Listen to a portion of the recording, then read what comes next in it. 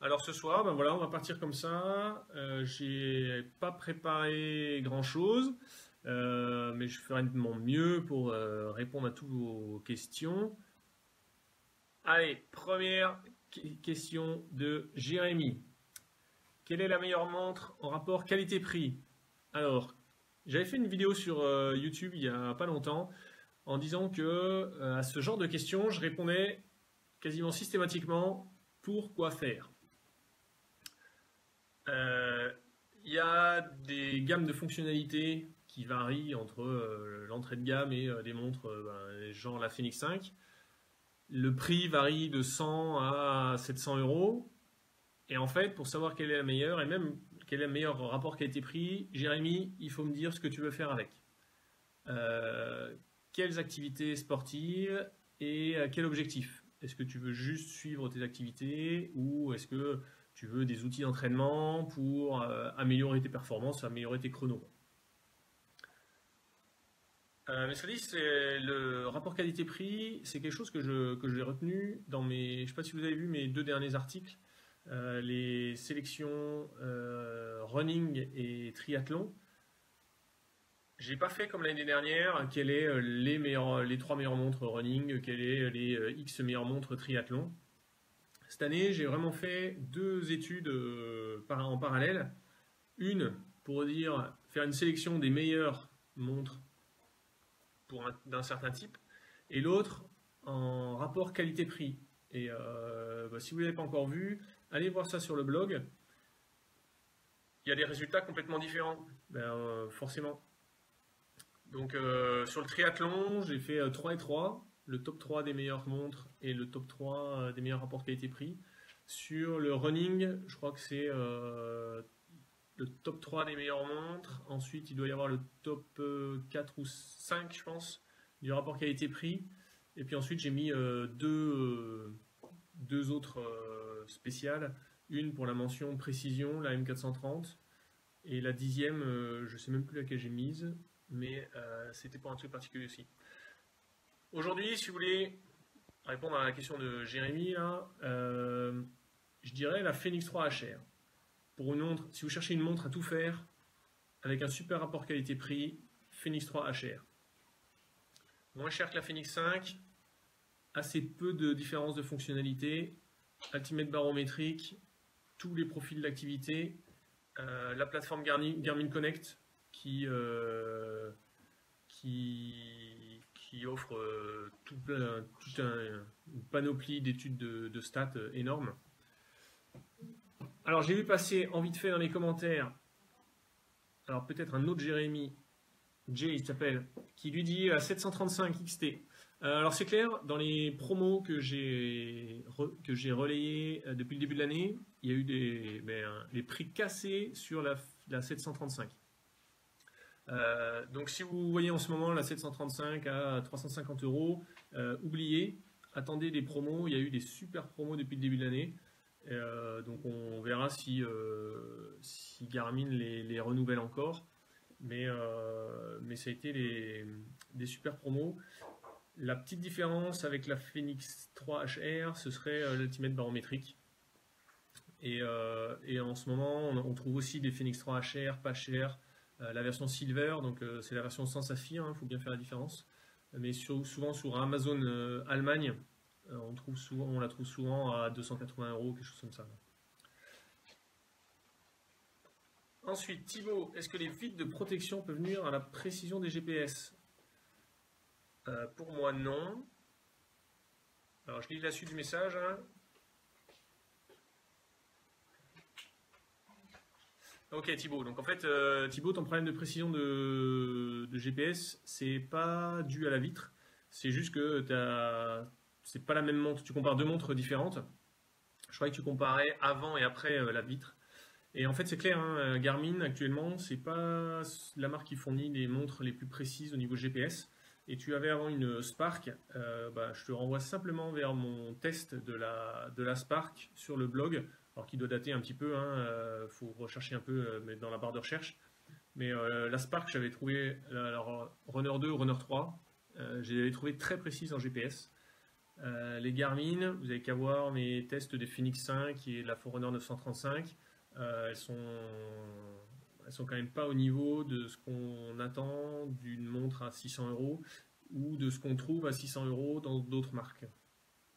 Donc Thibaut, rien à voir avec ta vitre. Et après la fin du message, ben voilà, tu le notes hein, sur la fin. Est-ce que Garmin a des problèmes de précision sur sa Phoenix 5? C'est pas pire qu'au lancement de la Phoenix 3. Au lancement de la Phoenix 3, c'était vraiment un désastre. Les gens, pendant 6 mois, s'en plaignaient vraiment sur les forums. Là, sur la Phoenix 5, je sais pas, les gens la payent plus cher, mais ont l'air d'avoir accepté ça. Alors, je prends une autre question.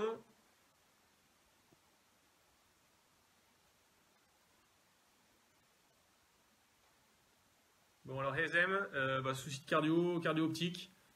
Ça arrive, hein, les cardio-optiques, c'est encore pas le niveau de précision d'une ceinture. Il n'y en a aucune marque. Enfin, elles ont toujours des petits moments où elles sont pas au niveau. Ça sera jamais à 100%. Voilà.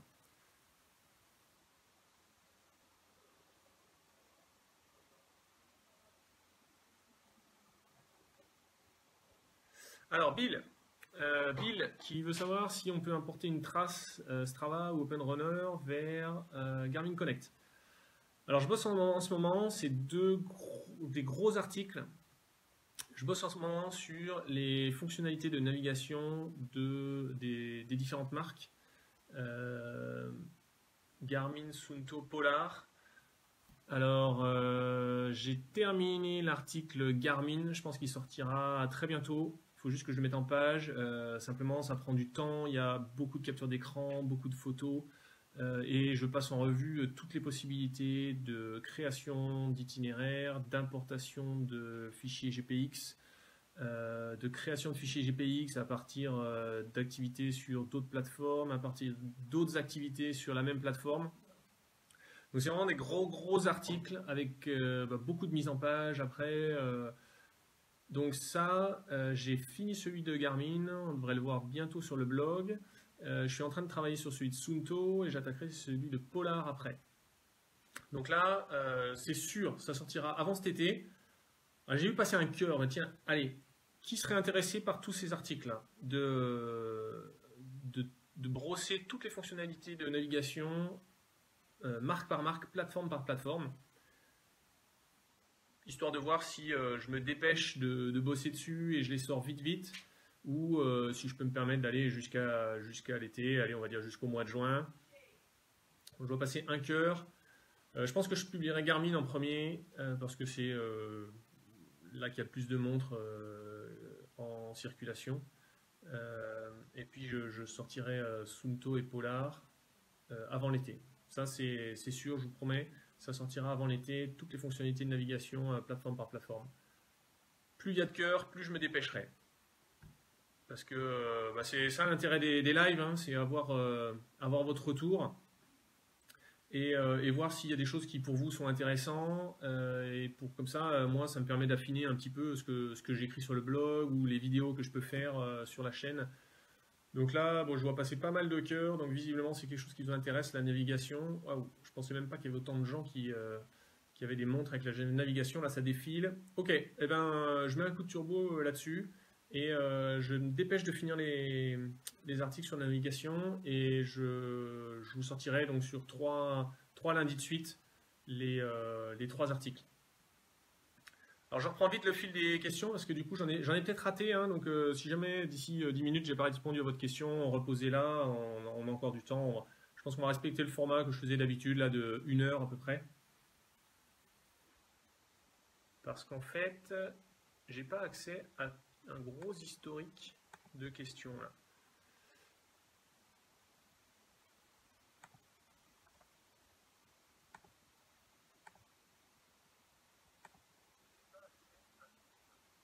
Hop. Alors, ça y est. Des nouvelles. Alors, nouvelle Forerunner 645. Alors oui, dans les tests, j'ai parlé, donc j'ai la VioMove HR. Je suis bien sûr sur la brèche pour la Forerunner 645. De toute façon, j'ai mes contacts chez Garmin. Là, on commence à la voir en magasin. Elle n'est pas encore approvisionnée partout sur toutes les plateformes. Certains ont la version musique, d'autres la version pas musique. Donc ça commence à arriver et ça va aussi bientôt arriver chez moi. Ne vous inquiétez pas, c'est une montre que je ne raterai pas. Là-dessus, c'est pas une exclue Garmin, mais c'est quand même une nouvelle fonctionnalité Garmin qui est plébiscitée par beaucoup de gens. Donc il y aura un test bien sûr sur le blog sur la 645 avant l'été aussi. Alors, sais-tu si les Spartan, alors question de Jean-Simon qui a une Spartan et qui veut savoir si on peut bientôt programmer comme sur les Ambit, j'imagine c'est des entraînements. Alors, Sunto avait donné des nouvelles sur ces trois dernières fonctionnalités mises à jour. Là, en ce moment, ils sont en train de plus communiquer sur leur nouvelle application. Ils sortent une nouvelle application en parallèle qui, pour l'instant, est en test bêta. Mais finalement, ils n'ont pas communiqué sur la prochaine mise à jour. Alors, cela dit, on sait qu'il y en a tous les 3 mois. Et là, sur les dernières, ils ont bien respecté leur timing. Donc, la dernière a eu lieu en janvier. Donc, normalement, avril, d'ici un mois, on devrait avoir une mise à jour sur les Spartans, mais ils n'ont pas communiqué. Alors, ils n'ont jamais donné de détails, mais d'habitude, ils disaient bon, la prochaine sera orientée outdoor, la prochaine sera orientée performance. Finalement, on avait été un petit peu déçus. La mise à jour outdoor était super complète. La mise à jour performance était un peu décevante parce que elle se restreignait aux zones cardio, alors qu'on attendait plus d'outils d'entraînement. Téléchargement d'appli. Ah ouais, ok. Alors là, je pense que ça sera encore plus long. Alors, soit c'est quelque chose qui sorte avec la nouvelle plateforme, mais pour l'instant, c'est pas dessus. Donc, je suis pas sûr qu'on voit en 2018 des applications pour les Spartans. Bon, en fait, ils ont une équipe de développeurs qui est restreinte et ils ont tellement de marge de fonctionnalités à rattraper que clairement, développer des applications, c'est pas leur priorité, je pense.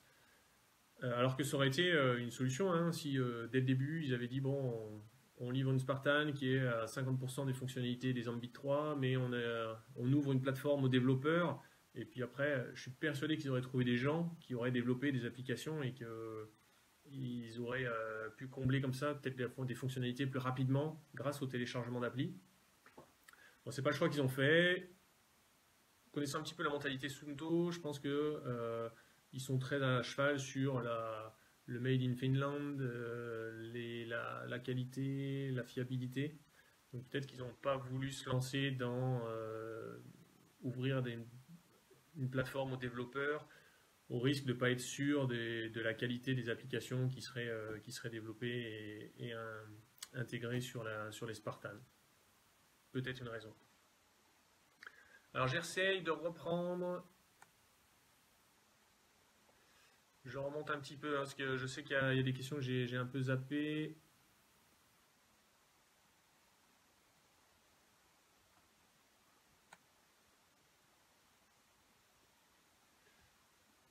Du coup, j'ai répondu à la question d'Alex Cécile. Là. La prochaine mise à jour Spartan, normalement avril. Alors, pour celle de janvier, ils étaient en avance. Ils n'ont pas attendu fin janvier pour la publier. Donc, s'ils respectent leur calendrier, on va dire vers mi-avril, prochaine mise à jour des Spartans. Alors, Nicolas qui part sur l'Eco-Trail sans charger en course 12 heures. 12 heures avec une Phoenix 3, oui, sans problème. Il faudra bien. Donc là, question de Nicolas, je vous la lis parce que vous n'avez peut-être pas forcément tout le fil des commentaires. Qui veut se lancer sur l'Eco-Trail, 80 km, qu'il estime à 12 heures de course, et savoir s'il a besoin de faire une recharge en course ou pas. Alors de mémoire, la Phoenix 3 HR, ça doit être 16 heures d'autonomie. Ça c'est du théorique, faut jamais vraiment se fier à ce que donne Garmin. Dans tous mes tests, j'ai jamais atteint les specs Garmin. Cela dit, en faisant attention, c'est-à-dire en désactivant le Bluetooth, ça c'est essentiel, donc le Bluetooth pour éviter les smart notifications. Désactiver les choses comme les tours automatiques, enfin en gros toutes les alertes tout ce qui fera vibrer la montre, parce que ben, ça, le vibreur, c'est un petit moteur qu'on fait tourner dans la montre, hein. Donc voilà, je dirais désactiver le Bluetooth, désactiver les tours automatiques et ne pas activer une tonne d'alertes, quoi. Et là, 12 heures, ça passera. Allez, je reprends les nouvelles. Comment trouver le programme plongée sur une Suunto Spartan Ultra? Bah, il n'y en a pas.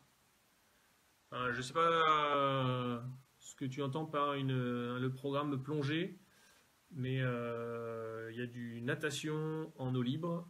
Plongée, il n'y a pas.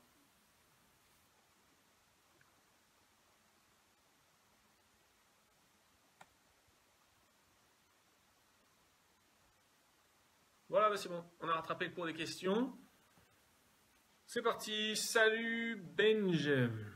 Est-il possible de personnaliser l'affichage des écrans de données des entraînements chez Garmin? Alors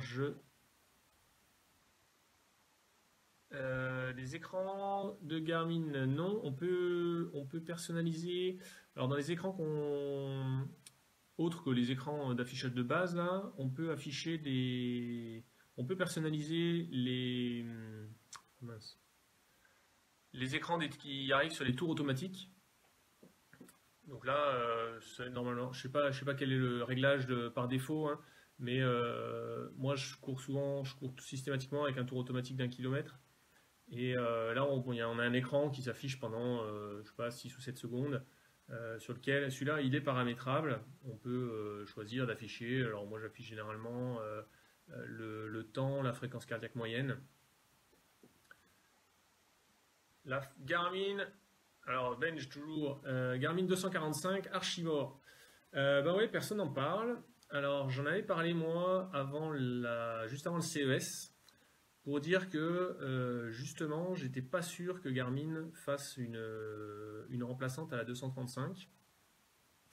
Alors mon analyse, c'était que en fait la Forerunner 245, c'est quoi? Ben, pour moi, c'est la Vivo Active 3. Quand on regarde les fonctionnalités, la Vivo Active 3, ben, c'est une 235, moins deux fonctionnalités, c'est la récupération et le partenaire virtuel. Donc après, est-ce que Garmin a besoin de sortir une 245 qui sera vendue à peu près le même prix que la Vivo Active 3, un peu moins cher que la 645, juste pour dire elle a l'indice de récupération.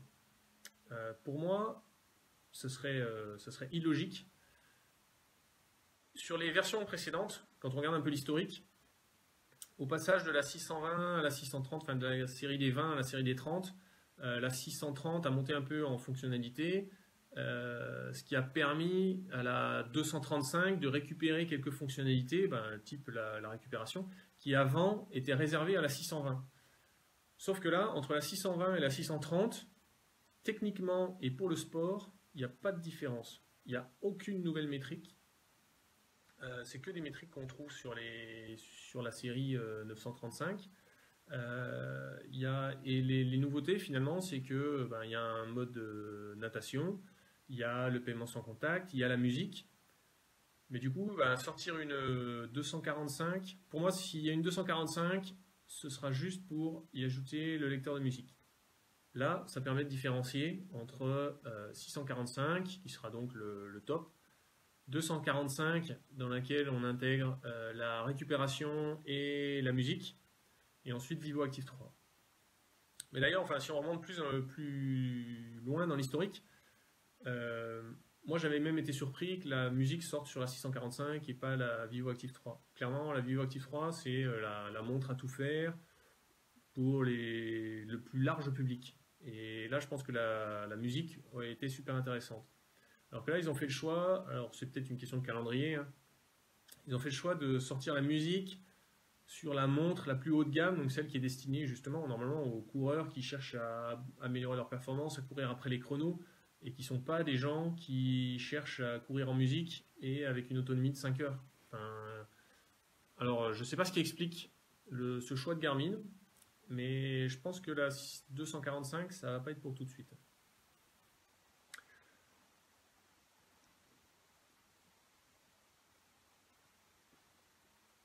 Alors, je reviens sur l'histoire de la plongée, là. Apparemment, il y a une icône plongée en eau libre, bouteille, mais qui n'est pas sur Mousecount. J'ai jamais fait attention à ça. Il y a une liste de 80 sports sur Mousecount, à peu près autant sur Polar. J'ai pas fait toute la liste. Si, j'ai vu qu'il y avait il y a un profil pour les majorettes. Voilà, ça m'avait fait rire. J'ai repéré ça en 2016. Mais j'ai pas cherché dans le détail et je fais pas de la plongée moi-même. D'ailleurs, on m'avait demandé si j'allais tester la Garmin MK1. C'est en gros la Phoenix 5 version plongée bouteille. Bon, je la testerai pas, hein, je fais pas de la plongée bouteille. Et grosso modo, ça fait partie des déclinaisons que fait Garmin. Garmin part d'une Phoenix 5, la décline en Quatix 5 pour les activités nautiques. Ils ont annoncé cette semaine la Tactics Charlie, donc qui est orientée un peu public militaire. Et ils ont la MK1 qui est orientée plongée bouteille. Bon, en gros, c'est la même montre, donc j'aurais vraiment pas beaucoup de nouvelles fonctionnalités à tester. Et moi, je fais pas de plongée, donc en plus, je me sens pas hyper légitime pour donner un avis et tester comment une MK1. Donc, je testerai pas la MK1. Alors, je lis la suite des questions, hein, parce que là, j'en ai 3 de retard. J'essaye d'avancer. Bonjour, alors c'est Sébastien. Est-ce qu'un jour Garmin proposera autant de fonctions que Runtastic, comme par exemple les encouragements en direct? Alors ça c'est une bonne question. Alors autant de fonctionnalités que Runtastic, là je pense que tu es un peu dur avec Garmin. Je ne suis pas un gros utilisateur de Runtastic, hein, mais je pense que quand même Garmin Connect c'est aujourd'hui la plateforme qui permet le plus d'analyse possible. Avec Strava, ceux qui ont un compte premium sur Strava, on peut quand même faire beaucoup de choses sur le compte premium Strava. Mais cela dit, ouais, c'est quelque chose qui me manque peut-être chez eux, d'avoir une voix prompteur qui, à chaque tour automatique d'1 kilomètre, vous donne en audio. Je pense que ça, c'est peut-être la prochaine étape après la musique. À mon avis, c'est pas leur priorité. Je pense pas que ce soit leur priorité de développer ça. Je pense que ça demande pas mal de développement. Parce qu'après, il faut que ça passe sur Bluetooth, il ne faut pas qu'il y ait de coupures, etc. Vous savez, tout ce qui est la musique sur Bluetooth, c'est quand même technologiquement, c'est pas si simple. Enfin, c'est pas les smart notifications, quoi. En gros, si vous voulez faire la comparaison, c'est comme sur votre téléphone, le téléphone et les SMS. Un SMS, si vous le recevez avec 3 secondes de retard, c'est pas grave. Le téléphone, si dans votre communication il y a un coupé de 3 secondes, vous allez le ressentir tout de suite et vous allez dire punaise, le réseau il est merdique. Et ben là c'est un peu pareil, voilà, recevoir les smart notifications. Si vous recevez une smart notification 3 secondes après qu'elle soit arrivée sur votre téléphone, c'est pas grave, c'est pas la mort. Par contre, si dans la lecture de la musique, vous avez une coupure de 3 secondes, là vous allez dire que le lecteur musique il est pourri, quoi. Donc technologiquement c'est quand même beaucoup plus compliqué d'intégrer un lecteur de musique ou n'importe quel commentaire audio qui se déclencherait sur X et X type d'alerte que d'avoir juste un vibreur sur la montre qui sonne et il y a un écran qui apparaît, quoi. Pour l'instant je pense que c'est pas dans leur carton pour l'immédiat. Après, je croyais que j'avais 3 questions de retard, mais il y en a un, c'est une réponse. Ouais, c'est super sympa, hein. Sachez-le, après le live, je reprends tous les commentaires. Donc, vous pouvez répondre sur les commentaires. Si jamais j'ai raté quelque chose, j'y répondrai. Si jamais j'ai raté une question, j'y répondrai en commentaire. Et puis, c'est là aussi, c'est le but, hein. On est une quarantaine là ce soir. Il n'y a pas forcément que moi qui parle. Et je vois qu'en fait, vous voyez tous les commentaires de tout le monde. Donc ça, c'est cool. Comme ça, là, il y a David qui répondait à la Jouy. Désolé pour les prononciations, hein. Puis bon, certains vous avez des pseudos ou vous mettez la moitié de vos prénoms, c'est pas simple. Mais je suis d'accord avec toi, et David. Sunto est quand même, je pense, la marque référence, même si je fais pas de la plongée, hein, mais je sais que Sunto est quand même la marque référence dans les ordinateurs de plongée. Donc peut-être que c'est un profil qui est pour un ordinateur de plongée.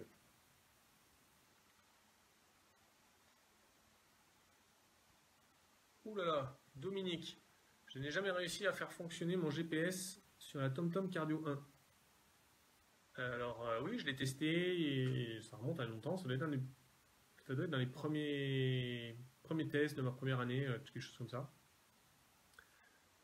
Pour moi, il y a un gros souci, hein. Enfin, un GPS qui fonctionne pas, normalement, il y a rien à faire, hein, surtout que c'est une montre qui est assez ancienne, de TomTom, donc il n'y a pas beaucoup de paramétrage possible ou pas. Là, je prendrai contact avec le SAV et voir ce qu'ils en disent, et quitte à retourner la montre, et j'espère que tu es encore sous garantie. Bon, j'imagine que oui, hein, sinon tu n'aurais peut-être pas attendu aussi longtemps avec une montre qui marche pas. TomTom en perte de vitesse. Ah, alors voilà, Nicolas, bonne question. En fait, alors, Nicolas donc demande si TomTom est en perte de vitesse par rapport à la concurrence. En fait, même par rapport à eux-mêmes, ils sont en perte de vitesse. Et on va expliquer un peu pourquoi. En fait, ils ont, pendant quelques années, là, pendant 4-5 ans, ils ont été sur un rythme d'une évolution tous les ans. Alors, ils sont restés sur à peu près le même hardware, enfin, je veux dire, le même hardware extérieur, à peu près le même design, le même bouton, les mêmes menus, etc. Mais chaque année, en intégrant des nouvelles fonctionnalités. Et ils étaient plutôt bien placés en termes de nouveautés. Ils sont arrivés largement après Polar, Suunto, Garmin, donc largement après trois gros. Et pourtant, ils ont réussi à se faire une place. Alors une place dans un marché entrée de gamme. Ils n'avaient pas de montres super chères, mais ils sont quand même en France en termes de nombre de ventes. En tout cas l'an dernier, hein, ils étaient le premier vendeur de montres GPS en Europe, en nombre de montres, hein. Après, je pense qu'en bénéfice, comme ils sont sur un segment plutôt d'entrée de gamme, je pense que ça n'a rien à voir avec ce que touche Garmin. Mais quand même, ils ont réussi à se faire une grosse part de marché. Parce que finalement, ce qui est important quand une marque entre comme ça, c'est arriver à acquérir des utilisateurs, faire grossir sa plateforme. Parce que puis après, quelqu'un qui est content de la plateforme et de ce qu'il trouve sur la plateforme et sur les montres, il l'upgradera sur la nouveauté en restant dans la marque. Donc ils ont réussi à se faire ça. Et puis il y a eu une communication malheureuse, alors, à mon avis malheureuse l'an dernier, de leur PDG, qui a dit à ses actionnaires que la branche sport de TomTom n'était pas aussi rentable que la branche pro.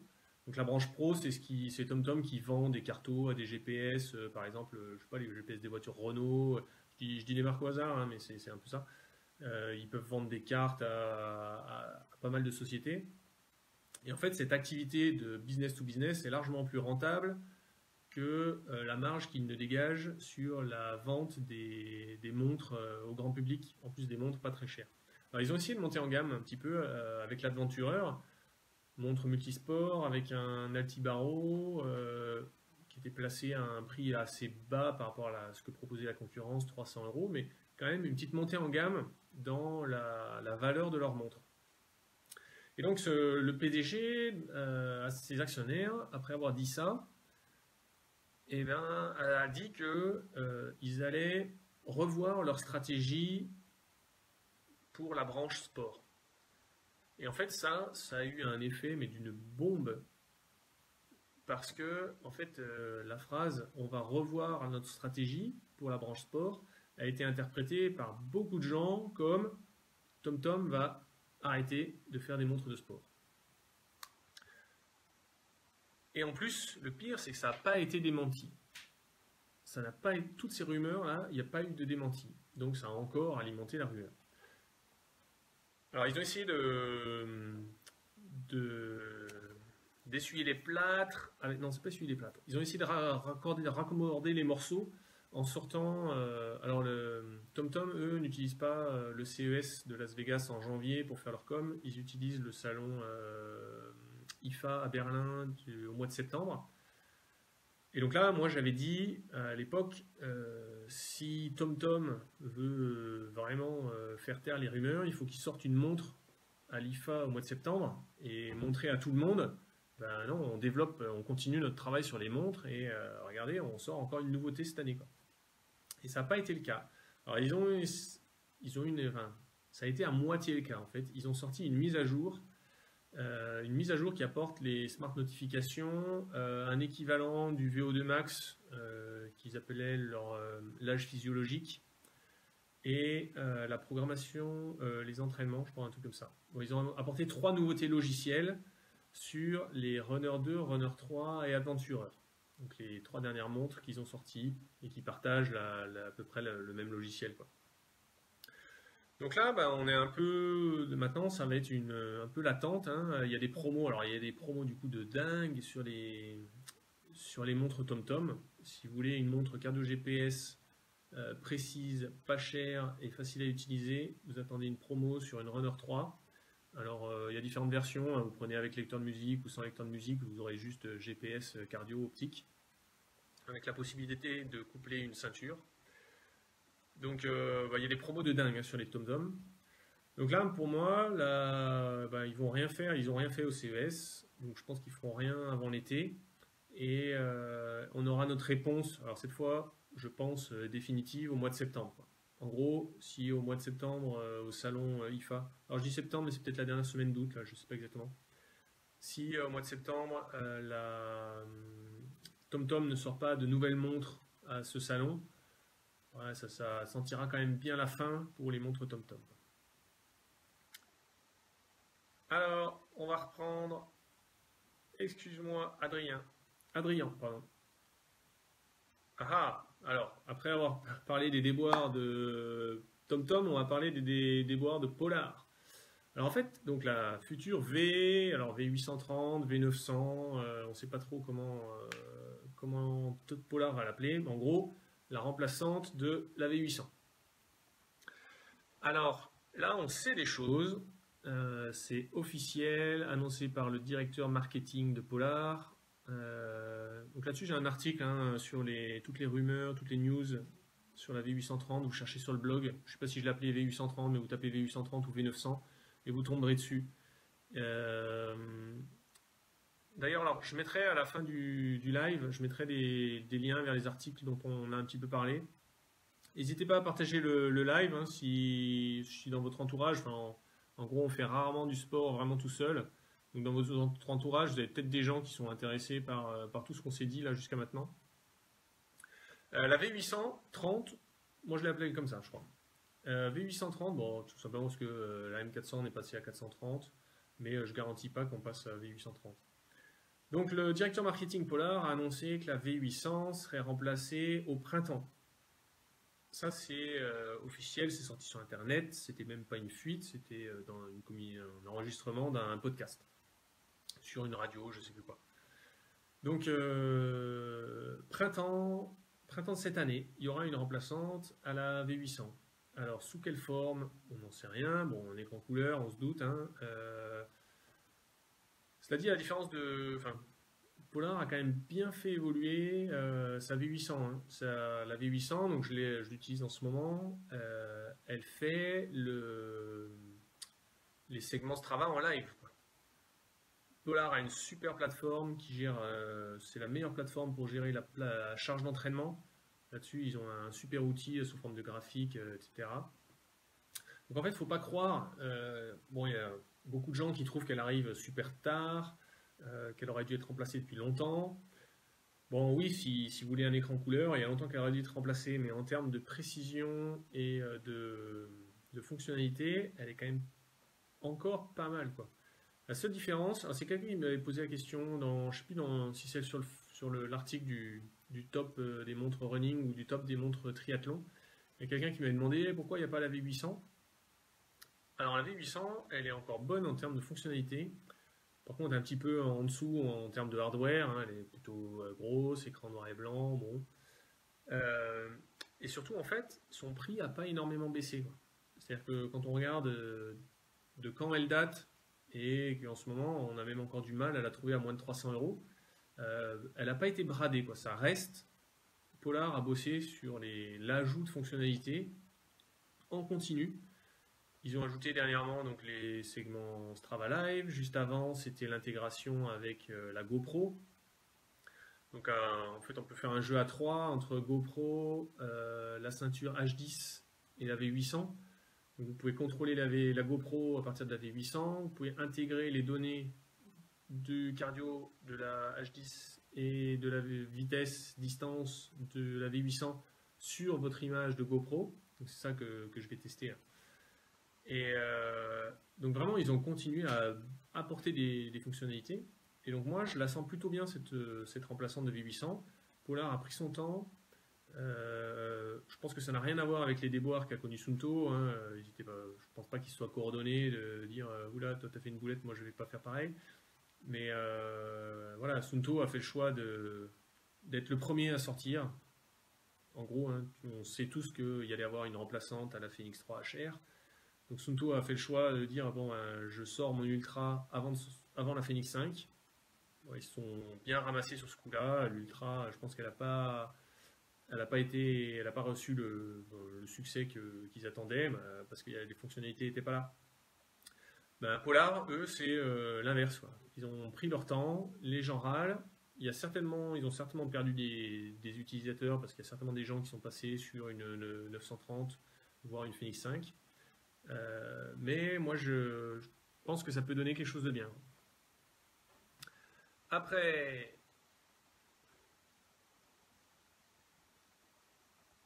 Benj, Phoenix 3 HR, oui, on peut mettre priorité au footpod pour afficher l'allure par rapport au GPS.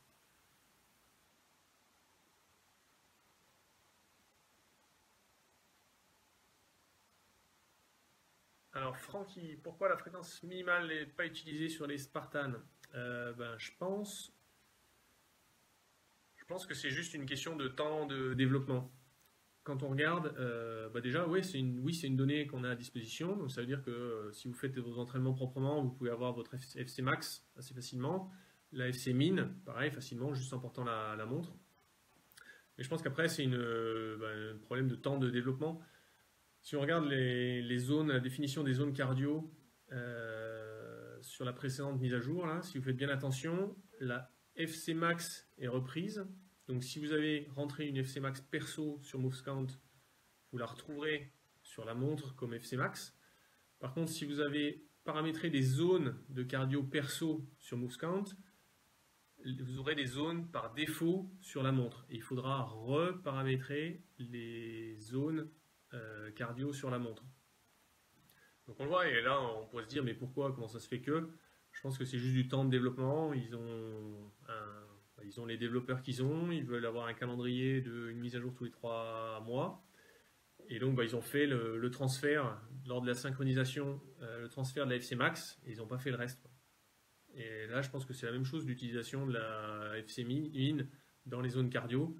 Ouais, ça demande un peu de développement, quoi.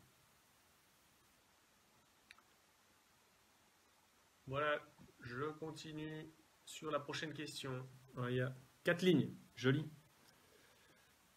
Ah non, c'était une réponse.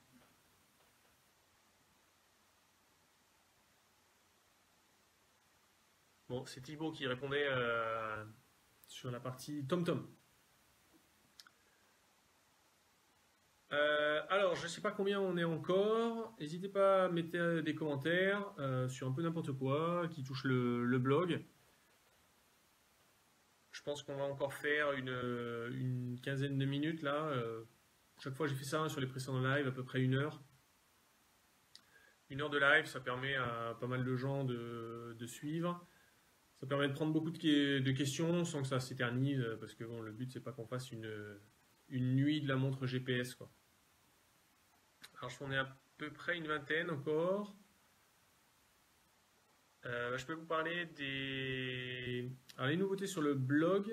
Je ne sais pas si vous avez vu dans les... Bon, j'en ai parlé, hein, c'est sorti sur un comme article. Mais dans le menu en haut, jusqu'à maintenant, donc je reportais les promos sur la page Facebook. Mais c'est de l'instantané, quoi. C'est-à-dire, je sais très bien, ça passe sur votre fil votre fil de discussion un jour et le lendemain, ça sera à Tataouine-les-Bains. Donc là, en fait, j'ai regroupé, si vous regardez dans le menu en haut du blog, j'ai créé un onglet Bons plans. Et donc, en fait, je reporte tous les bons plans que je diffuse sur la page Facebook sur cette page sur le blog, donc sur la page Bons plans. Alors, c'est pas aussi bien que la page Facebook, parce qu'en fait, souvent, c'est pas mal de bons plans, c'est sur des vendeurs Amazon, donc il y a un stock de montres limité. Et ça arrive régulièrement hein, que j'ai des commentaires, mais là, j'y suis pour rien. Hein. Le lendemain, des gens qui cliquent sur le bon plan et qui voient que ben, le prix, il a remonté de 80 € et qui me disent « Ah, ben, c'est dommage, elle n'est plus à tel prix. » Bon, j'y peux rien, moi. Hein. Les vendeurs, ils font leur promo. Ils ont X montres à écouler, ils l'écoulent. Et si jamais vous arrivez un peu tard, eh ben la promo est plus valable. Donc là, sur la page, sur le blog, je reporte tous ces bons plans.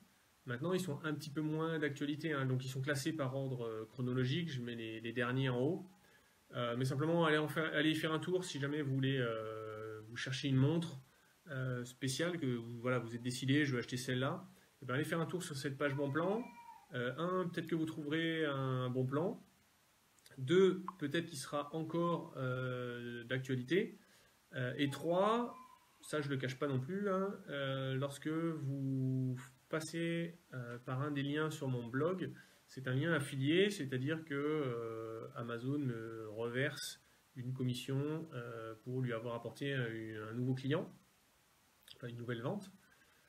Donc c'est aussi un moyen pour moi de continuer à faire vivre le blog, à m'acheter du matériel pour l'enrichir.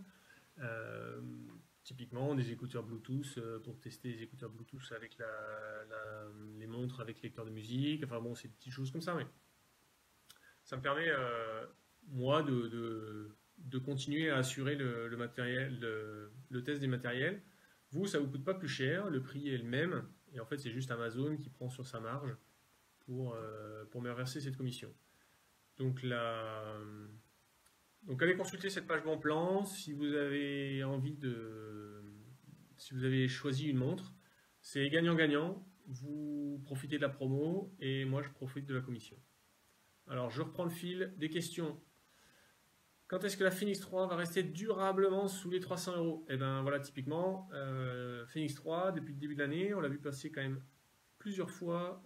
Je crois que c'est vers les 281 €, quelque chose comme ça, ou 283. Souvent sur Amazon Allemagne. Chaque fois, je relaye ça sur la page Facebook et donc maintenant sur la page Bon Plan sur le blog. Je rappelle, dans le bandeau en haut, vous cliquez sur Bon Plan et là, vous avez toute une liste. Il y a, je sais pas, dernièrement, il y avait la Phoenix 5, la M430. Il doit y avoir le Polaro H1, le brassard optique. Il y avait un Edge, le 820, je crois, le 1000 Explore. Enfin bref, la Phoenix, l'Ambit 3 Saphir. Là, il y a un super bon plan sur l'Ambit 3 Saphir avec ceinture. Si vous voulez une montre précise, voilà, là, personne ne conteste la précision de l'Ambit 3. Le saphir, donc j'avais fait le calcul, hein, la ceinture vaut, donc la ceinture Sunto, vous en avez 70 €. Le saphir, ça fait généralement monter le prix d'une montre de 100 €.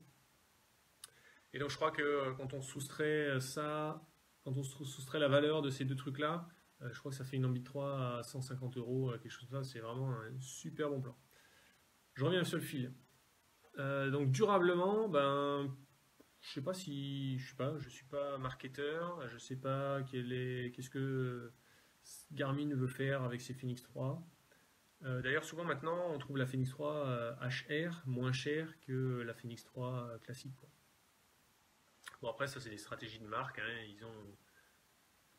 Ils ont leur stratégie, ils font ce qu'ils pensent être bon pour avancer dans la direction, gérer leur stock, gérer leur ligne de production, etc. Bon, moi je suis pas pas spécialiste là-dedans, donc je ne saurais pas dire. Moi, je repère juste, j'ai des outils qui déclenchent des alertes lorsque je trouve lorsqu'il y a des promos sur quelques sites, et ensuite je les relaye. Frédéric vient d'arriver, mais c'est très bien, pas de problème. As-tu vu l'augmentation du prix des Forerunner 35 et 30? Alors je me suis assez peu intéressé à la Forerunner 30 parce que pour moi la différence de prix est pas énorme par rapport à la 35. Par contre la restriction de fonctionnalité est pas négligeable. Donc en fait là à tout le monde, hein, je conseille systématiquement plutôt la Forerunner 35 plutôt que la Forerunner 30. Perdre autant de fonctionnalités pour économiser 10 ou 15 euros, c'est pas la peine. Alors, j'ai pas vu d'augmentation de prix, mais je l'ai vu un petit peu baisser, genre jusqu'à 145 euros, quelque chose comme ça. Je sais pas jusqu'à combien elle est remontée. Elle est sortie à 199. Je regarderai ça. Alors Boris, 935. Quand je la mets en mode entraînement. Alors attends.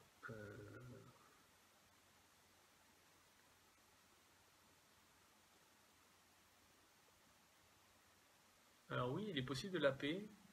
Alors je sais pas, est-ce que tu es sûr de ton bouton lap, Boris, là? Alors là, ben, Frédéric, la Forerunner 35 à 199 euros, ben, c'est son prix, c'est le prix à la sortie, quoi. Quelles ceintures sont compatibles avec la Phoenix 5? Question d'Aïssa, c'est simple. Toute ceinture cardio est compatible avec la Phoenix 5. Là-dessus, il n'y a pas de question à se poser. N'importe quelle ceinture ANT+, donc de Garmin, HRM Run, l'ancien modèle, HRM Run, le nouveau modèle rouge, HRM Tri, HRM Swim. Ensuite, ben, toutes les ceintures Bluetooth. Moi, j'ai testé avec le Smart Centaur de Suunto. Je ne sais plus si je l'ai testé. Non, je n'ai pas testé avec le H1, mais donc tous les brassards, pareil, tout ce qui est Bluetooth, ça marche. Et puis toutes les ceintures de marques tierces qui sont ANT+ et Bluetooth, comme par exemple les TIC Air de Wahoo, voilà. N'importe quel cardio.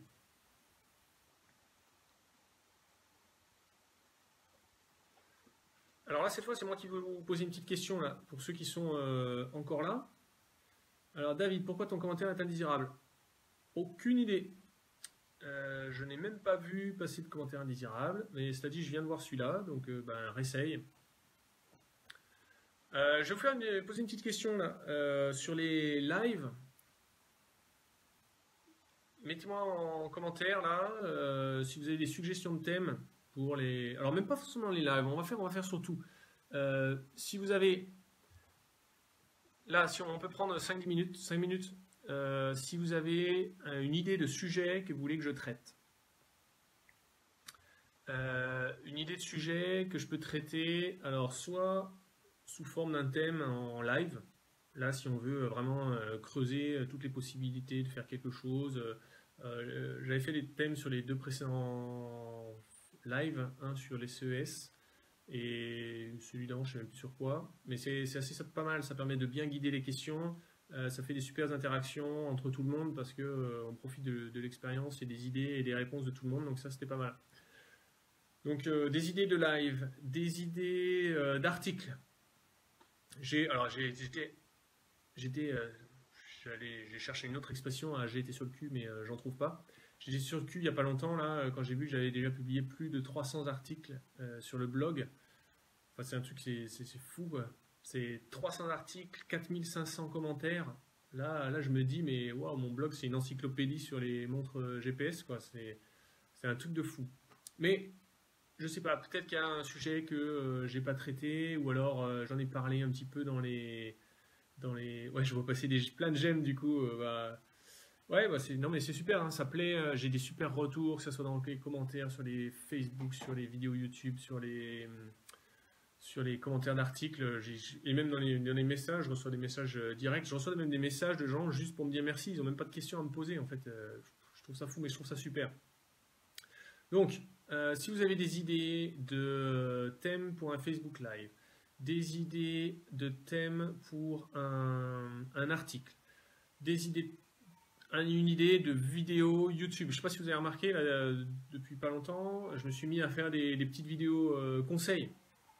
Avant, je faisais des vidéos test de telle montre, présentation de telle fonctionnalité.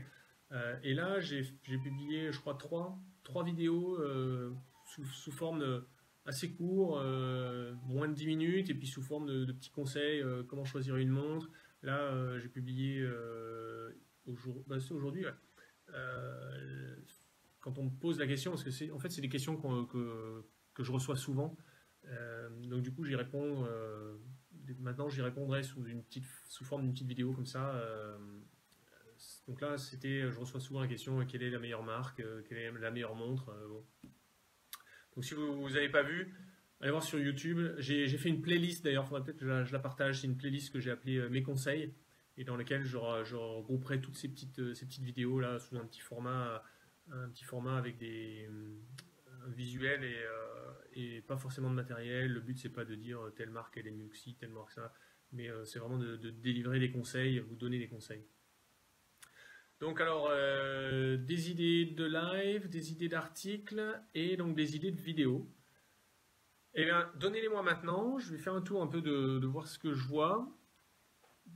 Et puis d'essayer d'y répondre parce que le but c'est ça. Hein. Moi, je fais pas un blog parce que je m'emmerde à la maison le soir. Mais je fais un blog parce que je m'intéresse au sujet. Donc ça m'intéresse d'en parler, que ce soit sur un article ou que ce soit sur une vidéo, ça m'intéresse d'en parler. Je fais un blog parce que comme ça m'intéresse et que je m'y intéresse depuis quelques années, en fait j'ai pas mal de connaissances, donc je vais autant les transmettre. Hein. Quand je vois le nombre de questions auxquelles je réponds sur une année, c'est énorme. Mais voilà, en retour, je reçois autant de merci, autant de c'est super. Alors, qu'est-ce qu'un éphéméride? Alors, éphéméride, Frédéric, je prends une question là, vite fait de Frédéric. Éphéméride, alors, je pense que le mot, il doit venir de la météo. Enfin, en gros, c'est là qu'on entend tout le temps. Hein, c'est la fin de la météo. Là. Les éphémérides, c'est les phases de la Lune, la Sainte du lendemain. Bon. En fait, dans les montres GPS, c'est les données qu'on peut télécharger maintenant. Maintenant, c'est sur toutes les montres, mais à l'époque, c'était il y a quelques années, c'était encore que sur les montres modernes ah ouais, ok, oui, c'est vrai, on était en train de parler des propositions de thèmes. Bon, allez, vite fait, les éphémérides qu'on télécharge, c'est des données, c'est des positions à venir. Donc souvent, les montres téléchargent sur des satellites. Souvent, là, les montres téléchargent 7 jours de prévision de position des satellites. Et en fait, ça permet d'accélérer le temps d'accroche du GPS lorsque vous lancez. Là, si vous le voyez maintenant, hein, on prend une Spartan, on appuie sur le bouton, en 3 secondes, on a chopé le GPS. Quoi. Et là, ça, c'est possible parce que la montre a téléchargé et c'est déjà à l'avance. Oui, mais c'est intéressant. Mais même pour moi, parce qu'en fait, là, j'en parle, je pourrais même creuser exactement, savoir qu'est-ce qu'il y a dans le fichier, qu'est-ce qui est analysé qu'est-ce qui est utilisé par la montre. Bonne idée, ouais. Des éphémérides, donc c'est des fichiers AGPS, je crois que ça s'appelle.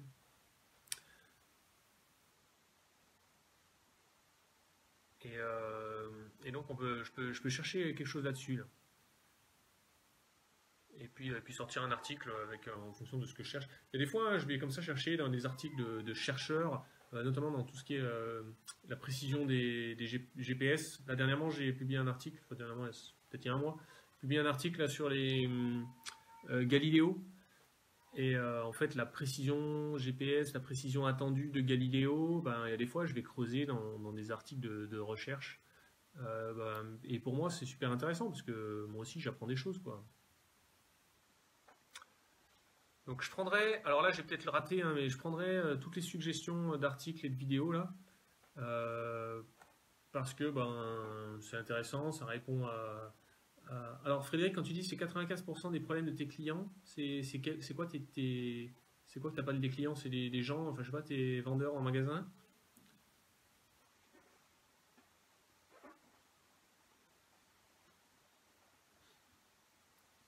Mais clairement voilà, pourquoi faire les mises à jour? Enfin, il y a même un jour, ça m'est arrivé dans la rue. J'étais en vacances. J'étais où? C'était dans un village breton. Euh, C'était mince, il y a du sel. J'étais à Guérande. J'étais à Guérande et je vois quelqu'un qui attend avec sa montre Et sa montre, il met longtemps à accrocher le signal GPS. Du coup, j'entame la conversation avec lui et il se plaint, oh, ma montre, elle met trop longtemps à s'accrocher. Avant, j'avais une Garmin, ça allait plus vite, voilà. Et en fait, bah, il se trouve que cette personne ne connectait jamais sa montre à son ordinateur. Et donc, je lui ai expliqué que ben, chaque fois qu'il connecte, enfin, s'il connectait sa montre à l'ordinateur, sa montre téléchargeait ce fichier des éphémérides GPS et que ça ferait une accroche en peut-être 10 secondes, quoi. Mais comme il ne le faisait jamais, parce qu'en fait, lui, il ne cherchait pas à analyser ses performances, il cherchait juste à avoir des données en direct de la vitesse, le temps de course. Donc du coup, il téléchargeait jamais, il branchait jamais sa montre à un ordinateur, il téléchargeait jamais ses données sur Polarflow. Et mais du coup, ce qu'il ne savait pas, c'est que bah, il téléchargeait pas non plus les données du fichier AGPS. Donc du coup, ouais, ce serait peut-être pas mal, t'as raison Frédéric, là, que je sorte un petit article, ça serait pas très long, enfin, sauf si je fais des recherches très poussées et que j'ai du mal à trouver ce que je veux exactement. Mais je vais réfléchir à ça, ouais. Un article sur les éphémérides et comme tu dis, pourquoi il faut... moi je conseille, hein, tous les 7 jours, même si vous la recharger avec le chargeur de votre téléphone, même si vous n'avez pas besoin d'analyser vos données sur la plateforme en ligne, branchez votre montre tous les 7 jours sur votre ordinateur. Elle télécharge son fichier AGPS là, et comme ça, le temps d'accroche GPS sera réduit. Franck, la précision de la Phoenix 5. Ouais, alors là, je pense que je tomberai pas. Ça, je le traiterai peut-être en vidéo. Voilà, c'est un sujet qui, à mon avis, se prête pas à un article. C'est trop précis, une montre comme ça, pour que ça soit un article. Vous avez vu, hein, sur le blog, je publie tous les lundis en milieu d'après-midi. Donc, bah, si vous ne le saviez pas, maintenant, je ne dis pas de vous mettre une alerte, hein, mais vous savez que lundi, à partir de 16h, 17h, vous pouvez aller sur le blog, il y a un nouvel article. Je ne cherche pas à publier plus, parce que si je publiais plus, ça serait des articles moins fouillés. Et bon, c'est pas ce que j'ai envie de faire. Là, j'ai envie que quand je sorte un article, bah, j'en ai parlé en début de live, hein, si jamais vous avez raté le début du live, vous pourrez le revoir après. Je le rebasculerai sur YouTube, l'enregistrement. Mais si je publiais plus et moins d'articles, je sais plus ce que je voulais dire. Bon, en gros, ah oui, si, je vais sortir une série d'articles là, sur toutes les fonctionnalités de navigation sur toutes les plateformes, enfin sur les 3 grosses plateformes, Garmin, Suunto, Polar. Et vous allez voir, hein, c'est des gros articles, plein de captures d'écran, donc ça demande encore après beaucoup de mise en page, même une fois que j'ai fini de taper l'article. Mais voilà, c'est ce que j'ai envie de faire. J'ai pas envie de publier un petit truc comme ça tous les 2 jours. C'est pas ce que j'ai envie de faire. C'est pas le plus intéressant. C'est pas. Par contre, sur une vidéo, bah, c'est quelque chose que je peux répondre à une vidéo. Ben voilà, celui qui a une Phoenix 5, il va voir la vidéo, et celui qui n'a pas de Phoenix 5, il va pas voir la vidéo. Et bon, comme moi, je fais pas de super montage, de super plan de transition, etc. Vous avez vu, hein, mes vidéos, c'est filmé vite fait. Je fais à la rigueur quelques coupures. Mais donc, bon, je prends pas beaucoup de temps à tourner une vidéo, plus à faire un live, mais pas sur les vidéos. Donc là, je peux faire une petite vidéo de 5 minutes sur la Phoenix 5, et puis voilà.